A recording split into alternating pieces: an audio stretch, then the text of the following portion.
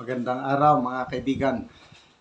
Pag-usapan natin itong nakakatakot na post ni Sas Rugando Sasot. Posted 2 hours ago. Sabi niya, "Only a warm bullet in my head can silence me." So,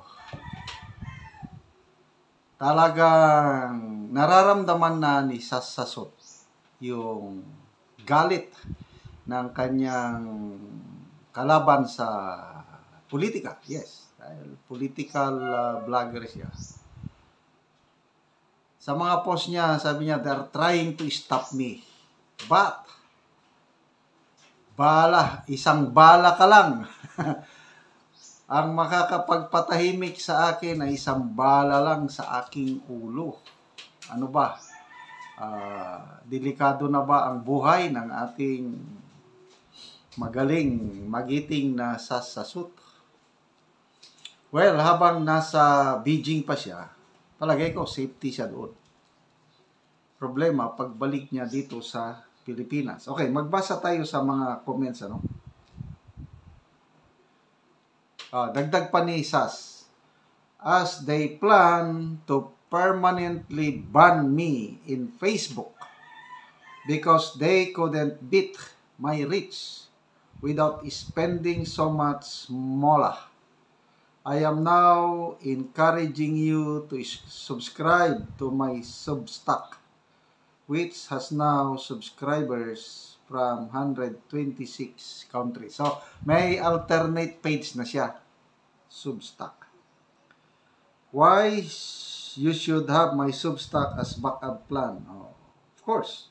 Para, alam mo na, kahit ako yung una kong channel dito, nararamdaman ko na igurgur nila, mayroon akong alternate channel. Kaya ito ang ginagamit ko ngayon. Okay, may isa pa siyang post, ano? Yung they're testing, sabi niya, tinitesting ng kalaban sa politika ang kanilang plano. Yan, ito. Talagang napaka-forward looking, napaka-analytical itong mind, puso ni Sas Sasot. Sabi niya, 36 minutes ago na ano, "They have been stress testing their plan since 2023, my views." They, kung sabi niyan they, yung Marcos Romualdez tandem. First, SMNI. Not much resistance. So, nagurgur nilang no sweat, napakadali. So, nawala ang SMNI. Why SMNI? Because it was a strong platform that is Duterte aligned. Bago lang yung SMNI na channel sa YouTube. Dalawa nagurgur. Mabuti na lang may dalawa pa silang reserba. Then, its founding chair, Pastor Kibuloy. Not much resistance. Tory lang ang katapat. Kaya yun, nakakulong na si Pastor Kibuloy. Sabi niya, then, House of Representative impeach Sara. Not much resistance. So, mabuti na lang at nagkaroon ng recess at hindi pa umuusad ang impeachment trial. Sabi niya, then they forced Duterte to exile. Nasa Netherlands na po si PRRD. The swiftness of the entire affairs points to the level of boldness they have now. Then they target Duterte-aligned bloggers. Kaya nga, nagkaroon ng TRICOM. So, yun. Ginigipit ang mga DDS bloggers. They kept on escalating because they know they have the escalation dominance.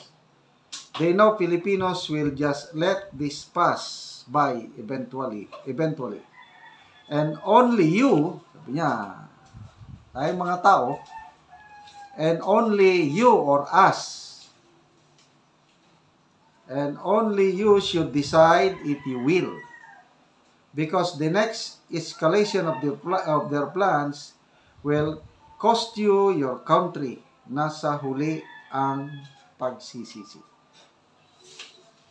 So, maganda yung pagka-present niya, no? SMNI muna ang tinarget. Walang SMNI. Pastor Kibuloy. Kibuloy, BP Sara. Ngayon, PRRD. Nagawa na nila lahat eh. So, nasa taong bayan na ang magpasya. Kung you will just let it pass. Yan na, yung reminder ni Sas Rogando Sasot. Magbasa tayo sa ilang mga comments.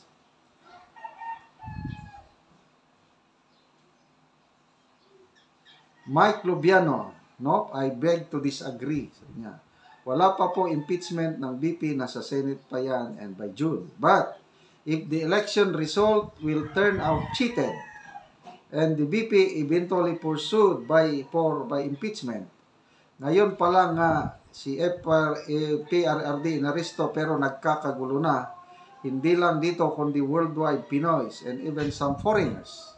If they pursued impeachment on the day they vote for impeachment, magkakagulo na.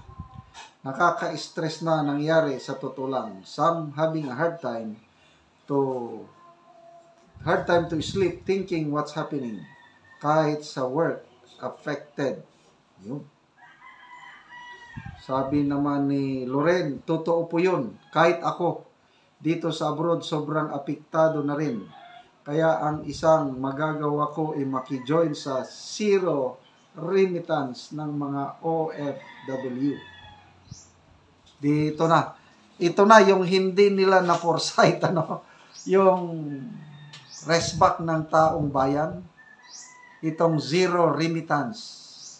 Natataranta na po ang Malacanang. Mismo si Yusek Claire Castro na talagang matapang kung magsalita. Nung nalaman niya ang zero remittance plan, umapila siya. Huminahon daw. Umapila siya na mag-isip-isip kayo, hindi lang gobyerno ang mapiktuhan, pati pamilya nyo. Pati na rin si Secretary Juan Ponce Enrile, sabi niya, mag-isip-isip kayo ng makarami, baka may nagsulusol lang sa inyo. Isipin nyo, baka resbakan kayo ng mga kongresista at magpasa ng batas na aalisin ang inyong mga tax privileges, mga ganon. So, ang kapangyarihan ng taong bayan, ito, OFWs, mga modern day heroes. Ikinasa na, nagsimula na yung zero remittance, magsimula March 28 hanggang April 4. Kaya ang sabi ng iba, kulang yan. Kanya-kanya ng desisyon, gawin naming isang buwan. Bahala, magsakripisyo mo ng aming pamilya. Hindi kami magpapadala. Kasi alam ng gobyerno na once nagkaisa ang OFWs at hindi magpadala, talagang maaapektuhan ang ekonomiya ng bansa. Okay, so pagdasal po natin si Sas Sasot na sana hindi hahantong na may bala na magpapatahimik sa kanya.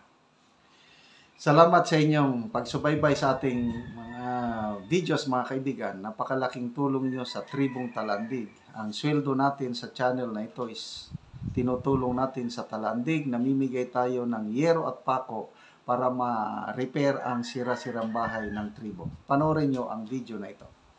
Nagtangtang na si Uncle Og ato. Mag-ato pa rin siya karon.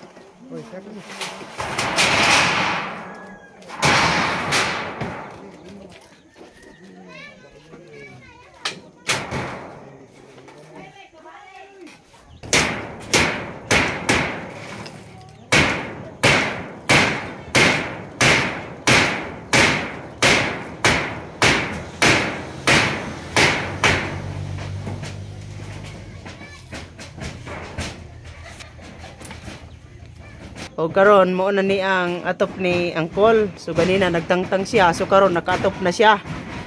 O dili na gud sila matuluan. Kol, unsa ang imong maistorya Kol? Karon na natagaan na mo og sin lansang pako. Ako ko pagsalamat sa naghatag sa Ginoo o sa nag-video sa tanan nagkuanan ni tabang sa amo. Oo. Ang naglihok nagkuan. Salamat po sa tanan Ginoo. Oo. Sa basta kay tanan. Oo. Sa gatod nagkuan ora na.